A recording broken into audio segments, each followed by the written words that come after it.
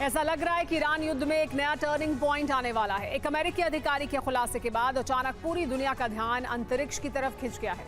दुनिया भर के वैज्ञानिकों की नजर भी स्पेस की तरफ चली गई है। दुनिया भर की एजेंसी असलियत जानने में लग गई हैं। सवाल पूछे जा रहे हैं कि क्या वाकई ईरान के टारगेट पर अमेरिकी स्पेस प्रोग्राम है। एक अलग तरह के महायुद्ध की सुगबुगाहट तेज हो गई है। सवाल ये भी उठने लगे हैं कि कहीं ऐसा तो नहीं कि अंतरिक्ष को युद्ध का मैदान बनाने की तैयारी चल रही है। क्या धरती के बाद अब महायुद्ध की तैयारी आसमान में हो रही है।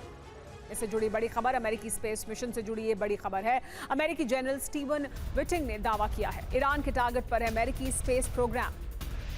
तो ईरान का नया टारगेट क्या अमेरिकी स्पेस मिशन है? अमेरिकी स्पेस कमांडर ने एक बड़ा दावा किया है। जनरल स्टीवन ने ये जानकारी दी है। स्पेस एसेट को निशाना बना रहा है ईरान। मिसाइल डिफेंस पर भी हमले कर रहा है। अब स्पेस जंग का एक नया मैदान बन रहा है। कई विदेशी ऑपरेशन से मिला है ये इनपुट।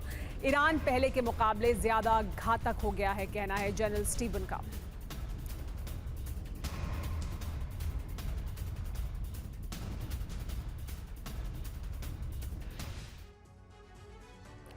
तो ईरान का युद्ध सिद्धांत सिर्फ अपनी रक्षा पर आधारित था, लेकिन अब मुश्तबा ने इसे बदल दिया है।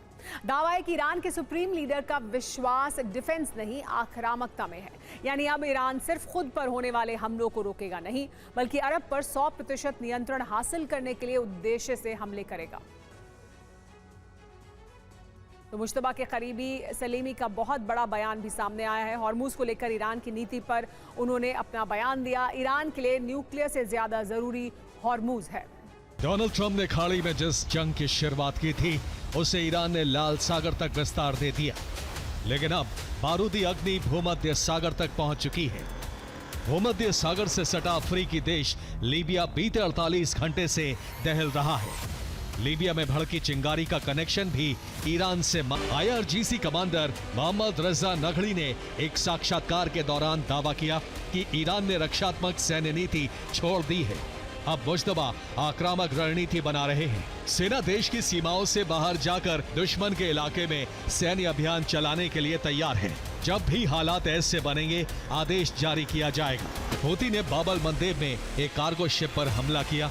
ये तंजानिया के झंडे वाला जहाज था। हूती का दावा है कि ये जहाज सऊदी अरब का था और इस पर सऊदी सेना के हथियार मौजूद थे। हमले के बाद क्रू को बचाने के लिए रेस्क्यू ऑपरेशन चलाया गया। इसी दौरान हूती ने फिर मिसाइल अटैक किया। हूती के हमले में कुल 6 लोगों की मौत हो गई। लीबिया एक सुन्नी बहुल देश है। ऐसे में ईरान का यहाँ वैचारिक या प्रत्यक्ष प्रभाव नहीं है, लेकिन लीबिया के मिलिशिया गुटों से ईरान के अप्रत्यक्ष रिश्ते रहे हैं। कई रिपोर्ट इशारा करती हैं कि ये गुट ईरान से वक्त वक्त पर हथियार खरीदते रहे हैं। अफ्रीका महाद्वीप में सबसे बड़ा कच्चे तेल का भंडार लीबिया के पास है, जिस पर यूरोप और अमेरिकी कंपनियों का अप्रत्यक्ष नियंत्रण है। अब माना जा रहा है कि ईरान इन गुटों को तेल रिफाइनरी और पावर प्लांट पर हमले के लिए उकसा रहा है।